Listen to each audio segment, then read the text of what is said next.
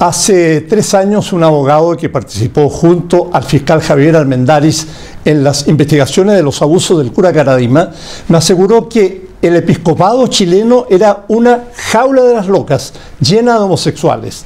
La expresión fue repetida hace unos días por el teólogo y ex seminarista Paul André, cuando comentó que en los años 90 el seminario de La Serena era conocido como la jaula de las locas. El problema no es que en la iglesia haya algunos o muchos homosexuales. Se puede perfectamente ser un homosexual y ser un buen sacerdote al mismo tiempo. Lo mismo ocurre con las monjas lesbianas o bisexuales. El problema es cuando los clérigos son pervertidos, abusadores o encubridores, como los que hemos conocido tan bien aquí en nuestro país en el último tiempo.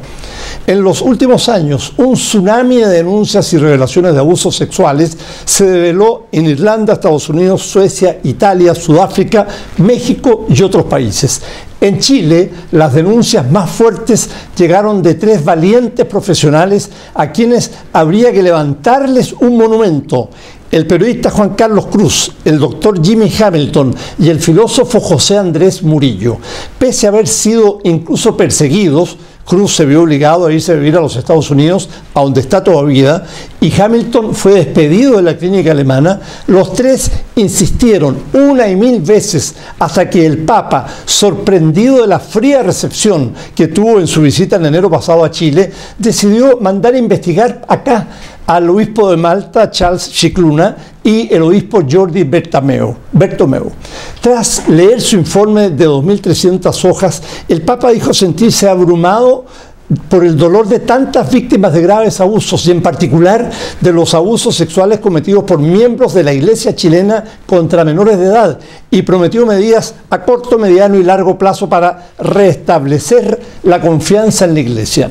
Hasta ahora se conoce la aceptación de la renuncia de solo 3 obispos, entre ellos Juan Barros de Osorno, ese que según acusa Jimmy Hamilton miraba cuando Caradima lo abusaba y él mismo, Barros, se tocaba y besaba con el ex párroco del Bosque.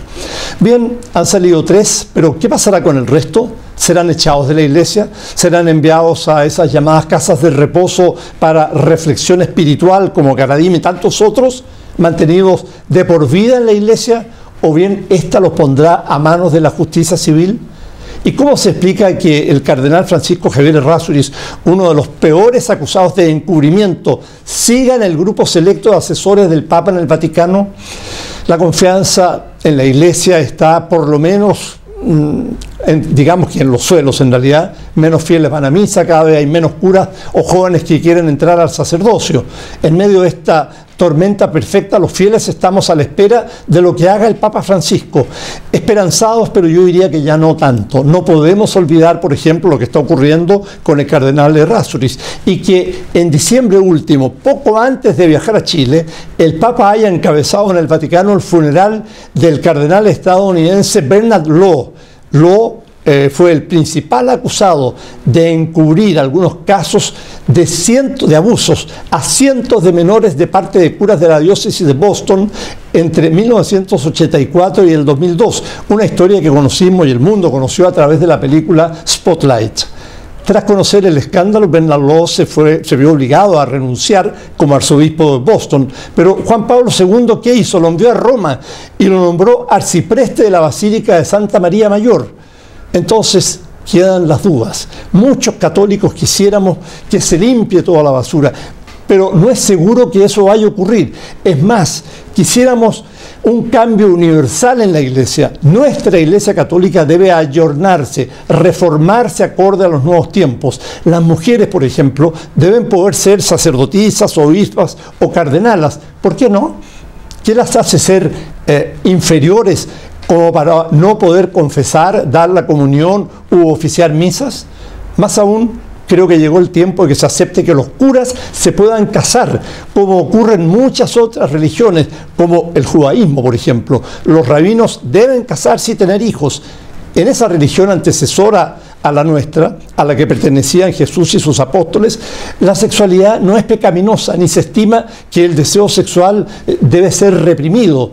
El celibato sacerdotal no existía en los primeros tiempos de la Iglesia Católica. Si incluso el apóstol Pedro, el preferido de Jesús, tú eres Pedro y sobre esta piedra voy a edificar mi iglesia, estuvo casado y tuvo una hija, Petronila, sería lo normal.